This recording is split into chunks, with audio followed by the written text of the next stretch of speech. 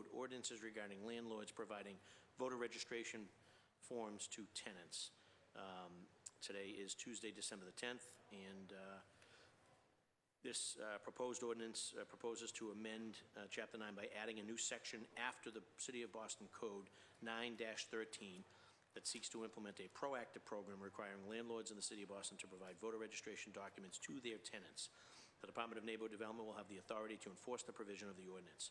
The ordinance also outlines the type of units that the provision does not apply to, as well as potential penalties and enforcement for non-compliance. For clerical purposes, I'd like to note that there's already a section after City of Boston 9-13.9-14 that references short-term residential rentals, and the proposed legislation will need to be amended to accurately reflect which section this ordinance is seeking to amend. This hearing is being streamlined on Boston City Council TV online, is being recorded and broadcast on Comcast Channel 8, RCN Channel 82, and Verizon 1964. Anyone here wishing to provide public testimony may do so by signing the sheet right as you come into the chamber entrance. And before we introduce our guests from the administration, I'd like to offer my colleagues an opportunity to give an opening statement. City Councilor Josh Zakem, lead sponsor. Thank you, Mr. Chairman. I want to thank you and my co-sponsor, Councilor Wu, for coming together and holding this hearing. I think it's an important discussion to have, and something we've been talking about, I think, in the abstract for quite some time. And requiring landlords to provide voter registration to tenants is not a new idea. It's something that other, our peer cities have done in some cases for decades. And I think it's just another minimally invasive but effective tool in the toolbox to improve voter participation. As we know on this body, we have you all have a new at-large colleague coming in who won by simply one vote after a long recount, which I think is illustrative of how important everyone's access to the ballot box is. We are a city of renters. About 2/3 of the city rents. Of that 2/3, a huge number move every year, every other year, and often in the fall on September 1st, which is the biggest moving day in the city, which often falls right around the deadline for registration in preliminary municipal elections or state or federal primary elections. I think it's really important that we are providing this information. I know there are many landlords who do this already, who think it's part of their civic duty, who think it's pretty not much of a burden to do so, whether they're doing that in concert with the elections department or just coming by and picking up the voter registration forms. It's really important. We need to do everything we can to make sure people are participating in our elections. I think, as the data we regularly show, it's folks who voter participation tends to skew towards older folks, towards homeowners, towards people who are not moving as frequently. And that's for a host of reasons. There are a host of systemic obstacles to people participating in our elections. If we can do this small step that is not particularly burdensome to landlords, to management companies, I think we absolutely should do it. And I look forward to having this discussion. And thank you both for your support and working together on this. Thank you, Councilor Zakem. Chair recognizes City Councilor Michelle Wu. Thank you, Mr. Chairman, for making time in this very, very busy set of time, and you have a lot in the committee docket right now, I know. So I'm grateful to the lead sponsor for his partnership and for his leadership on civic engagement, access to the ballot box in general over his career here. Looking forward to doing what I can to help support this initiative. It is a no-brainer to make sure that we are doing all we can to take down barriers to registration, voting, and political and civic engagement. Thank you. Thank you, Councilor Wu, and welcome to Marcy Osberg, the Director of Operations for Department of Neighborhood Development. And you have the floor to give us your thoughts on this ordinance. Great. Thank you so much for having me. I'm the Director of Operations at Neighborhood Development, and I'd like to commend Councilors Zakem and Wu for thinking about innovative ways to expand Boston's civic engagement. I'd also like to thank Councilor Flaherty for holding this hearing and providing us an opportunity to share our thoughts about this proposed ordinance. I think we all recognize that renters generally are less likely to register and to vote than homeowners, which leads to renters' voices being underrepresented in Boston and America's political system. According to one recent study using census data, just 49% of renters cast a ballot in 2016 compared to 67% of homeowners. While we support this goal of expanding voter registration, especially the registration of tenants, we have some concerns about the ordinance proposes to implement this. This is a huge undertaking. According to 2018 ACS, there are over 180,000 renter-occupied housing units in Boston. After a review of the exemptions and requirements, we do not believe we have sufficient data to be able to accurately determine which units and landlords are covered by the ordinance and which are exempt. For example, it'd be difficult for us to accurately determine which landlords own 3 or fewer units in Boston or live in Massachusetts but do not claim a real estate property tax exemption or other residential real property in Massachusetts. In addition, D&D is not set up to levy and collect fines. While we work closely with landlords and tenants through our Office of Housing Stability, the work is of a different nature. We do not currently have any authority or infrastructure to levy or collect fines. Also, we have no way to know when a lease is signed or renewed, or a verbal rental agreement is agreed to in the case of tenants at will. We would have to rely on tenants filing a complaint and then investigating the complaint. You should be aware also that the Minnesota Voters Alliance, a voting integrity watchdog organization, recently filed a lawsuit against the St. Paul's similar ordinance. A court hearing is scheduled for December 12th on that one. So we do support this idea. We absolutely think access to the ballot box is essential, and that adding more renters, getting more renters to vote is a great and worthy goal. We're just concerned about being able to administer this. Thank you very much, Marcy. Quick question, where is that court case? That was in the St. Paul, Minnesota ordinance. So a very similar ordinance that's being challenged in Yes. courts. It's interesting. I just want to keep note of that. And also, does D&D have current requirements now where for landlords to handle, whether it's renters' rights or lead paint notification or affordable housing notices or fair debt collection practices? Do you guys already have a system where you distribute We don't have information? any requirements. We do have materials available, and we work hard to distribute those to make sure everyone's aware of their rights as tenants and as landlords. We have that on our website, and maybe there is something there to add to information about voting, but it's not a requirement, and we don't have any fines or collect any fees. So D&D's position would be you wouldn't have the ability to enforce the legislation, and it would be sort of tenant-driven, if you will. Someone would have to file a larger complaint for you guys to be able to sort of track it down. And then at some point, we probably should have a discussion. You guys don't have the ability, I guess, to levy and collect fines, but and I think we need to, not to digress, but Office of Housing Stability was sort of created in a very similar manner where they don't have that, it hasn't been codified. So maybe a discussion at some point with you and Chief Dillon about how we can codify OHS, Office of Housing Stability, to give them the ability to do what they need to do pursuant to the charter. So Absolutely, we'd be happy to have more conversations about That'd be great. this topic or others. And then our voter registration forms, are they distributed over at D&D, any chance? No? No, we don't currently distribute them. Okay. Very good. Chair recognizes Councilor Zakin. All right. Thank you, Mr. Chair. Thank you, Marcy. I appreciate the comments you shared about D&D not being set up for enforcement. I know in Seattle, where they have requirement for voter registration, this is enforced by their Department of Construction and Inspections, which is similar to ISD. Obviously, currently, ISD enforces quite a bit of landlord-tenant interaction requirements, so to speak. So perhaps that's a change that could occur. Obviously, I think we'd want ISD in the room for that.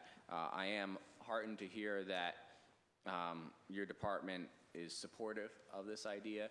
I think while making voter registration available through the materials that D&D provides to tenants, to landlords, to homeowners is an important concept. I think requiring it and being more proactive is necessary to really get achieve the goals we want. In some of the other cities, through our research that we've seen, that they are largely complaint driven. And that can often happen through organized efforts, through tenant activist groups, through voting rights groups, to find out if people are getting this information and filing a complaint. I certainly would not intend or expect that, in addition to its other duties, whether it's D&D or ISD, that there is a proactive audit of every single lease that is signed, or every single interaction like this. So I think those concerns can certainly be addressed through redrafting and through amendments to this. I do think, though, that if we are going to reach these shared goals, it has to be a mandate. Like many other things, if given the option, people will maybe take the easier way out. They won't do it. But as you mentioned, and you had the statistics there of the disparity between homeowners and renters voting participation, we need to do that. Is there anything, aside from the enforcement issue, that you see as a big obstacle to putting an ordinance like this in place? I do wonder if there are certain landlords that would find this difficult, or at least having a fine would be difficult for them. I know that you're trying to exclude the smaller landlords here, and that's the intent. That was my only other question. I guess there is currently, though, a requirement that lead paint information be disclosed. Now, it's a state law requirement, but landlords are handing over a packet of information. I remember from when I was moving every year also, like many of the folks you're talking about, you get the packet, and more often than not, didn't go through it, but it was there. It would sit on the top of my refrigerator often for, half of the lease term until I started thinking about, lease is going to turn over, but let me check these documents. But there is there. I mean, there are requirements, certain disclosures that landlords have to give. From a practical perspective, adding one more sheet of paper doesn't seem overly burdensome, especially when people walk down the second floor here and there is an infinite supply of voter registration forms. But that is correct, though. There are current requirements for landlords to make disclosures. I don't actually know all of the requirements that they have to provide, but I think that would be a great thing to discuss what's already required and how can this be looped in easily and wouldn't require additional burden. Thank you. Thank you, Mr. Chairman. We've also been joined by my colleague, City Councilor Anissa Asabi-George, and City Councilor Matt O'Malley. Chair recognizes co-sponsor, City Councilor Michelle Wu. Hello. So I want to go back to something you mentioned in your statements about the way that the city keeps track of data not lining up with the exemptions as well. Is it that, so right now we track, is 4 the number of units that's a cutoff, where it's 4 and under, or 6 and under? Can you remind me what would make it more convenient? I don't think that we have the data to be able to pull exactly who the exemptions were. And that was coming from our head of policy research and development team. And so he was saying that we don't have the exact data on how many landlords own 3 or fewer residential units, while also living in Boston and having an exemption. And I think those were the... Do we know how many are 3 or fewer? We can try to see if we can pull that data. I didn't have it to start with. Okay, I just didn't know if it was a matter of, because I remember when we were talking about short-term rentals, there was a lot of back and forth about how to track the data given how the city was already collecting it, and I thought that 4 might have been the cutoff instead of 3. We can get back to you with the exact issue with the data collection. I do know that this stat came from our PD and our director, so he was saying that there were issues with actually pulling that specific set of data. So I can get back to you on that. And I think it's also, if you could just, maybe I'm thinking of this the wrong way, but rather than the city needing to know what is the sort of overlap, the number of, or which in this overlap of the Venn diagram, it's more that we would be able to track whether someone is exempt by checking. If we started with an address, for example, you could look up each of these categories from there. And I think that's what he was trying to say was difficult based on what you have listed as the exemptions, but I'll have to get back to you on that. Okay.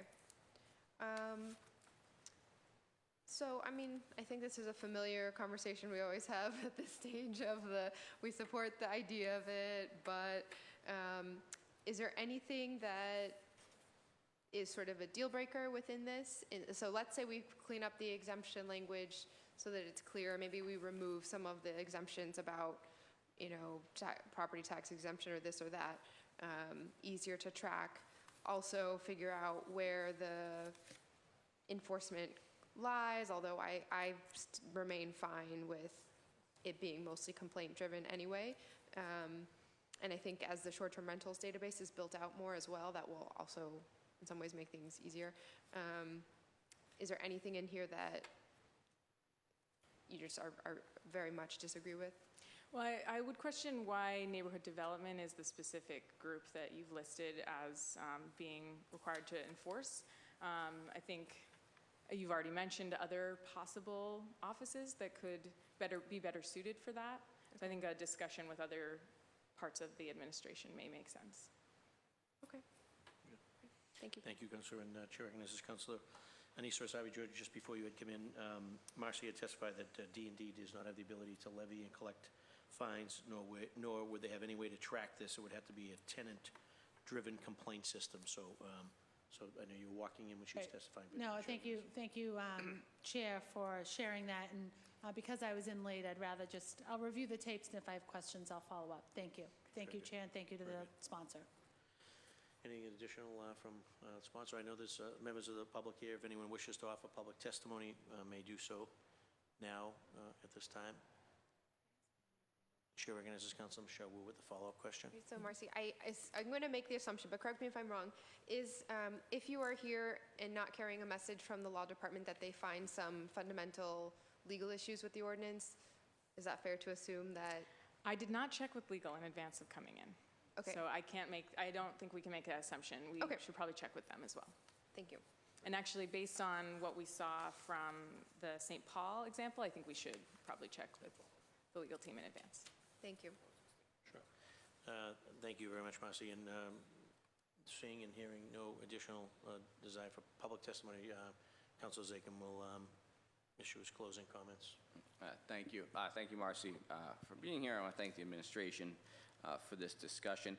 I do want to reiterate, though, when it comes to workload, when it comes to implementation of something like this, I certainly don't think that myself or Councilor Wu as the co-sponsor intend this to be a proactive investigatory tool. I think in the way that short-term rentals came up, this is something that is going to be a tool, I think, for tenants, for folks in the community to say, obviously this will be the law of the land or of the city. There'll be notice to landlords, and I think D&D's role in that capacity, perhaps and probably in conjunction with ISD, is to provide that information and to make sure that people know about this as one of the tools in the toolkit. But I certainly don't envision, investigators, so to speak, from D&D reviewing every lease packet or that sort of thing. I don't think that's realistic, nor do I think it's necessary to achieve the goal of this ordinance. I think making sure that folks, and as I said from some of the research my staff did on this, in the other cities, this is largely complaint-driven. Joe or Jane Smith, they move in, they don't receive their voter registration form, they're aware of this, maybe they caught the city council hearing on cable TV, and then they file their complaint with that. But obviously, to avoid that, landlords are providing what is a very minimally burdensome piece of paper with those registration forms. And I think it's in our interest, certainly for issue of civic participation, for social and economic justice, to make sure that we are lowering already some fairly high systemic barriers to participation by people who, for whatever reason, are moving more frequently. As you mentioned, renters voting at a much lower rate than homeowners. So I think we need to move forward and have this conversation, and the enforcement agency can easily be worked out, I think, in this room. So thank you very much for your participation. Thank you both. Thank you, Councilor Zachem. Any final comments from Councilor Wu? No, thank you for your time. Very good. So Marcy, I appreciate your time and attention on behalf of Department of Neighborhood Development and with respect to Docket 0549, Ordinance amending Chapter 9 of the City of Boston Code, ordinances regarding landlords to provide voter registration to tenants. The Committee on Government Operations is adjourned. Thank you, Marcy.